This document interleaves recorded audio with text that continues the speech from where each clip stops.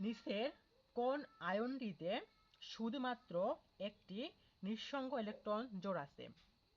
এই ক্ষেত্রে CH4+ NH4+ এ দুটো হবে না, আমরা ইলেকট্রনরা কি দান করে দিছে। অ্যান্সার হতে হবে CH3- অথবা NH2-, বি অথবা সি। যদি এখানে সি নাম্বারটা আমরা দেখি তাহলে NH2-, এক্ষেত্রে নাইট্রোজেনের শেষ কক্ষপথ ইলেকট্রন আছে 5টা, একটা গ্রহণ করছে, তাহলে হলো মোট 6টা, আর এখানে বন্ডে যুক্ত হয়েছে 2টা, তাহলে বাকি আছে এখনো 4টা। অর্থাৎ এই যৌগটার ক্ষেত্রে বা নাইট্রোজেনের ক্ষেত্রে নিঃসঙ্গ ইলেকট্রন আছে, নিঃসঙ্গ ইলেকট্রন আছে 2 জোড়। এই ক্ষেত্রে নিঃসঙ্গ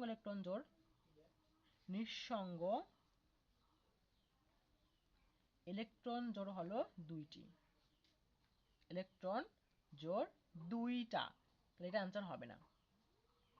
যদি CH3- দিকে তাকাই, এই ক্ষেত্রে কার্বনের শেষ কক্ষপথ ইলেকট্রন 4টা, একটা গ্রহণ করতে হলো 5টা, 3টা বন্ডে ব্যবহৃত হয়েছে, আবার গেছে 2টা বা 1 জোড় নিঃসঙ্গ, তাহলে এখানে আনসারটা হবে CH3-। নিচের বিক্রিয়াটির নাম কি? CH3CONH2 একটা কি amide plus bromine plus KOH পটাশিক পটাশ, বা সরি এটা হবে পটাশিয়াম হাইড্রোক্সাইড কষ্টিক পটাশ না।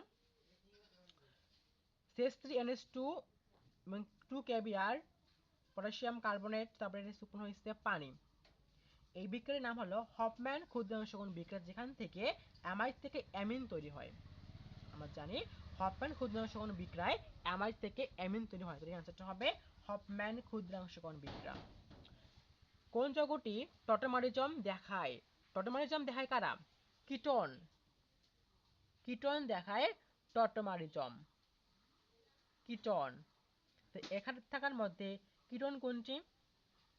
বি নাম্বারটাও কিটোন না, এটাও কিটোন না, এটা হলো প্রোপানয়িক অ্যাসিড, এটাও কিটোন না, অ্যান্সারটা এখানে হবে এ প্রোপানন। এতে কিভাবে এটা কিভাবে টটামারিজম দেখায় দেখি। CH3 C ডাবল বন্ড ও CH3, এখান থেকে একটা বন্ড এখানে ট্রান্সফার হয় এবং একটা হাইড্রোজেন এখানে এসে অক্সিজেনের সাথে যুক্ত হয়, এখান থেকে উৎপন্ন হয় CH3 C, তারপর হয় OH, আর এখানে ডাবল বন্ড হয়,